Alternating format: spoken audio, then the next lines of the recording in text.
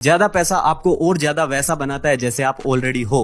अगर आप लालची हो तो पैसा आपको और लालची बना देगा। अगर आप कंजूस हो तो और कंजूस हो जाओगे, और अगर आप दुखी हो तो और दुखी हो जाओगे। पैसा आपको बदलता नहीं है, जैसे आप हो आपको और वैसा बना देता है। तो कोशिश करो कि जब पैसे कम है तभी से कुछ अच्छी आदतें बना लो, ताकि जब पैसे बढ़े तो आप और अच्छे इंसान बन सको।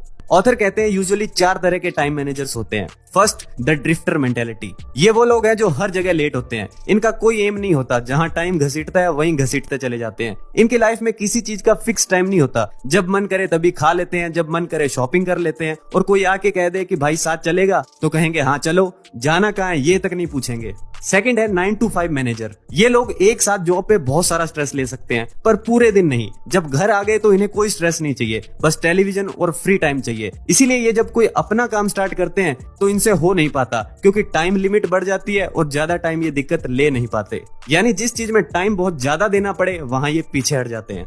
थर्ड है द वर्कहोलिक। ये लोग आपको ज्यादातर सेल्फ ओन्ड बिजनेसेस में देखने को मिलेंगे। ये दिन के 12, 14, इवन 16 घंटे काम कर सकते हैं। वर्कहोलिक लोग 2 जॉब्स भी एक साथ परफॉर्म कर सकते हैं। ये रुकते तभी है जब इन्हें नींद आ जाती है, पर इसके रिजल्ट्स कई बार बुरे निकलते हैं। ऐसा इंसान फ्रेंड्स, फैमिली और अपनी हेल्थ को टाइम नहीं दे पाता। और ऐसी बात नहीं है कि ये लोग सबसे ज्यादा पैसे कमाते हैं। ये लोग टास्क ओरिएंटेड होते हैं, रिजल्ट ओरिएंटेड नहीं। इनका फोकस ज्यादा टास्क निपटाने पर होता है। काम कितने का हुआ उससे कोई लेना देना नहीं है। लास्ट है एनलाइटन टाइम मैनेजर। ये वो लोग हैं जो लाइफ के हर एक एस्पेक्ट के लिए टाइम अलॉट करते हैं। ये एक वर्कहोलिक से कम काम करके भी ज्यादा रिजल्ट्स निकाल लेते हैं। ये हेल्थ और फैमिली को भी टाइम देते हैं। इनका काम करने का तरीका स्मार्ट होता है। ये नए तरीके ढूंढते रहते हैं जिससे टाइम बचे और प्रोडक्टिविटी बढ़े।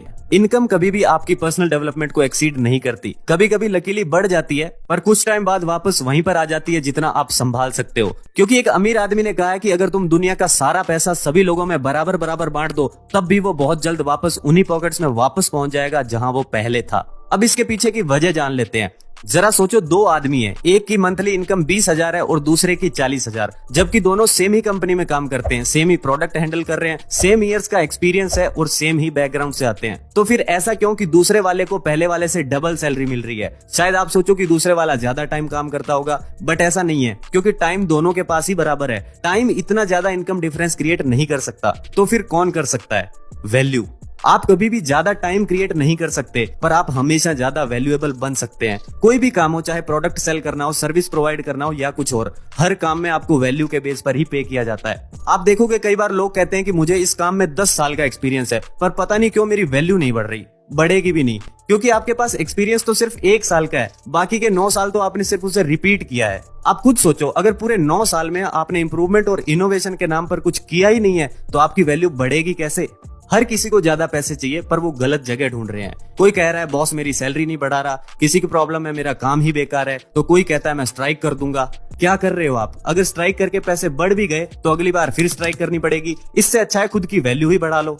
अब वैल्यू बढ़ती कैसे है? सीख के, पढ़ के, काम करके। इसके अलावा अपनी इंडस्ट्री के लोगों को ऑब्जर्व करो। आप भी खुद से एक सवाल पूछो कि अभी मैं जिन भी लोगों के साथ अपना टाइम स्पेंड कर रहा हूँ, क्या वो मेरी किसी डायरेक्शन में ग्रो होने में हेल्प कर रहे हैं? अगर जवाब हाँ है तो अच्छी बात है, और अगर कोई जवाब नहीं आ रहा तो फिर वो ना है। अब शायद आप में से कुछ लोग सोचे कि मेरे दोस्तों का तो मेरे काम पर कोई फर्क नहीं पड़ता। ऐसा नहीं है मेरे दोस्त, लॉन्ग टर्म में फर्क पड़ता है। याद रखना, एवरीथिंग मैटर्स। यहाँ पर ऐसे बहुत सारे लोग हैं जिनके पास बहुत सुंदर सुंदर चीजें हैं, फिर भी इतने खुश नहीं दिखते वो। पता है इसका रीजन क्या है? उन्होंने कभी रिचर लाइफस्टाइल के बारे में जाना ही नहीं। उन्होंने कहा जरा सोचो, एक शू मेकर है जिसने तुम्हारे जूते एकदम नए जैसे चमका दिए। अब तुम्हारा मन किया कि चलो इसे टिप देते हैं। इसके बाद आपने डाला जेब में हाथ और आपके पास निकले 10-10 के 2 सिक्के। अब आपके दिमाग में आएगी 2 अमाउंट कि 10 रुपए दूं या 20 रुपए। तो जब कभी भी ऐसी सिचुएशन आए तो हमेशा हायर अमाउंट को चुनना, क्योंकि दोनों अमाउंट का साइकोलॉजिकल इंपैक्ट अलग अलग होता है। जब हम किसी को 20 की जगह 10 रुपए देंगे तो पूरा दिन ये गिल्ट रहेगी कि 20 रुपए ही दे देता तो क्या हो जाता, इतने अच्छे जूते चमकाए थे उसने।